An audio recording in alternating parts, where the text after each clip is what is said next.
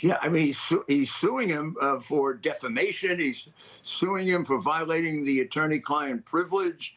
I mean, these are real claims, real legally cognizable claims. They're not a phony indictment like Bragg brought. And but look, Michael turned into a pathetic liar.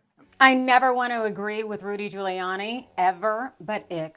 Welcome into TYT's Overruled. I'm your legal analyst, Adrienne Lawrence. Yesterday, former President Donald Trump filed a $500 million lawsuit in the Southern District of Florida against his former attorney and fixer, Michael Cohen, claiming that he breached his duty to act in his client's best interest and breached a contract or two.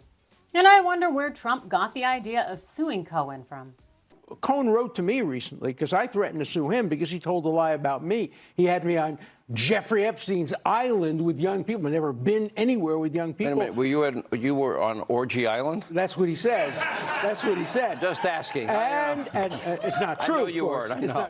Now, this suit comes in the wake of Trump being indicted by Manhattan DA Alvin Bragg, based largely on statements that Cohen made to the DA. Bloomberg Law has some deets.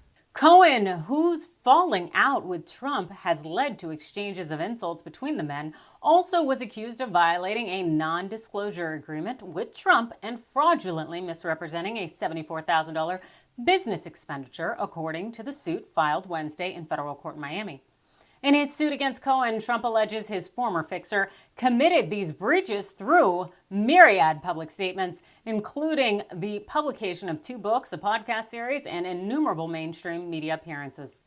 Some of Trump's allegations stem from statements, of course, as mentioned, that Cohen made in the books he wrote, including Disloyal, which Trump says is complete with misrepresentations and all sorts of lies.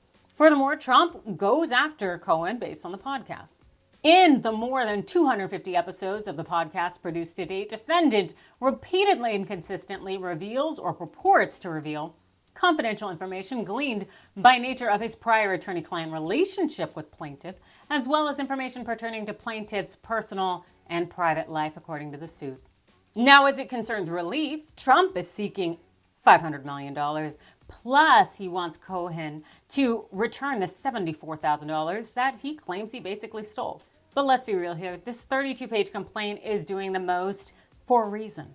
This legal complaint has the feel of a press release. It reminds me a bit of the lawsuit that Donald Trump filed last year against Hillary Clinton, the Democratic National Committee, and a host of other defendants over alleging that they engaged in the quote-unquote Russia conspiracy.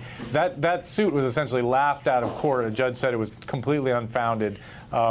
This one, we'll have to see how it fares in the courts. While this suit isn't brought in good faith, it doesn't mean that it doesn't have legs or potential legs. Cohen has been out in these streets talking trash about Trump, and if Cohen had signed a valid NDA and breached it, then that's that. It's a matter of damages. And if Cohen made some statements that were not factual and were not hyperbole, and also were not opinion, then that's just that, and it's a matter of damages. Fortunate for the former attorney, Trump has a terrible reputation now, so it's hard for 45 to convince any jury that he's really suffered much in terms of defamation.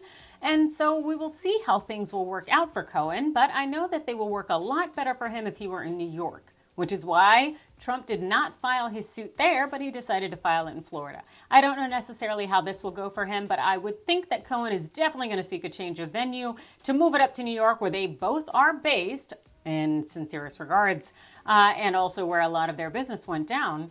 But for right now, Trump is just using this as another avenue to create a distraction because he's finally being held accountable for his criming. But then again, maybe those are just my thoughts. You let me know yours in the comments below. Hit that like and follow button, and thanks for watching.